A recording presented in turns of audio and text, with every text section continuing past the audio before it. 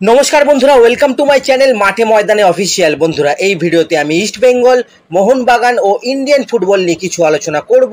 তোমরা যারা যারা আমার ভিডিওটা দেখছো, আমার চ্যানেলটা প্লিজ সাবস্ক্রাইব করে নাও ইন্ডিয়ান ফুটবলের এরকমই আরো আপডেট পেতে। প্রথমেই যদি আমরা একটু ভারতের জাতীয় ফুটবল দল নিয়ে কথা বলি, তো ভারত তো প্রথমে থাইল্যান্ডের সঙ্গে একটা ফ্রেন্ডলি ম্যাচ খেলবে, তারপরে এএফসি এশিয়ান কাপের যোগ্যতা অর্জন পর্বের ম্যাচ খেলবে। 10ই জুন হংকং এর এগেইনস্টে কিন্তু সেই ম্যাচটা রয়েছে। তো সেই ম্যাচের প্রস্তুতি হিসেবে ভারত ঠিক করেছে সন্তোষজয়ী বাংলা টিমের সঙ্গে একটা প্র্যাকটিস ম্যাচ খেলবে।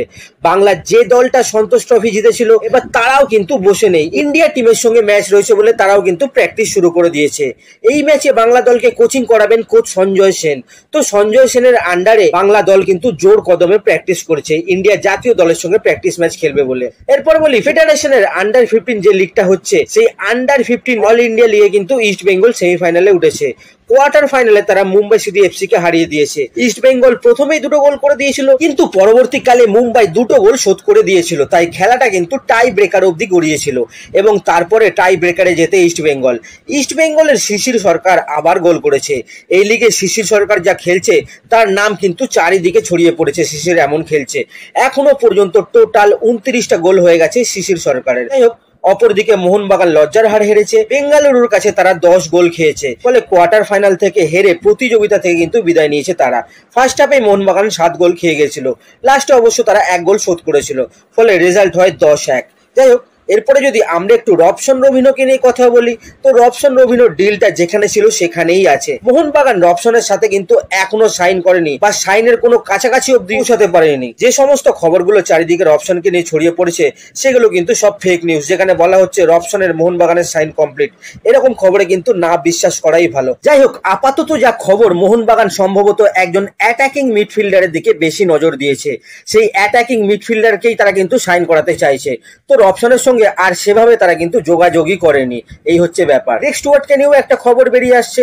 যেহেতু মোহনবাগান গ্রেগ স্টুয়ার্টকে ছেড়ে দিতে চাইছে, তাই চেন্নাই ঠিক করে তারা গ্রেগ স্টুয়ার্টকে নেবে। সেই হিসেবে কিন্তু গ্রেগের কাছে তারা অফারও করেছে, কিন্তু গ্রেগ যেহেতু ইন্ডিয়াতে আর খেলতেই চাইছে না, নিজের দেশে খেলতে চাইছে, তো চেন্নাইয়ের অফারটা কতটা সে অ্যাকসেপ্ট করবে সেই বিষয়ে কিন্তু যথেষ্ট একটা সন্দেহ আছে। যাই হোক, এরপরে যদি আমরা একটু রাহুল ভেকে আর মেহতাব সিংকে নিয়ে কথা বলি, তো রাহুল ভেকে আর মেহতাবের ব্যাপারে কিন্তু খুব বড় একটা আপডেট এসেছে। প্রথমেই বলি রাহুল ভেকের কথা। তো রাহুল ভেকে বেঙ্গালুরু কোনো কন্ট্রাক্ট এক্সটেনশন দেয়নি এবছর, তাই রাহুল ভেবেছিল এই বছরই সে বেঙ্গালুরু থেকে বেরিয়ে যাবে। এবার সেই জন্য ইস্ট বেঙ্গল রাহুল ভেকে একটা অফার করে, সাথে মোহনবাগানও অফার করেছিল রাহুল ভেকে। এবার রাহুল বলেছে যে টিমেই সে খেলবে তাকে 3 বছরের কন্ট্রাক্ট দিতে হবে, সাথে তার যে স্যালারির ডিমান্ড গুলো আছে সেই ডিমান্ডও পূরণ করতে হবে। প্রথম সেই ডিমান্ড নাকচ করলেও পরবর্তীকালে ইস্ট বেঙ্গল কিন্তু রাহুল ভেকে 3 বছরের ডিল দিতে রাজি হয়ে গেছে এবং 3 বছরের একটা কন্ট্রাক্ট কিন্তু রাহুলকে পাঠিয়েছিল তারা, এবং রাহুল যে স্যালারিটা চেয়েছে সেটাও দিতে রাজি হয়ে গেছিল। মানে রাহুল ভেকের সাথে পার্সোনাল টার্মসে কিন্তু এগ্রিড হয়ে গেছে ইস্ট বেঙ্গল।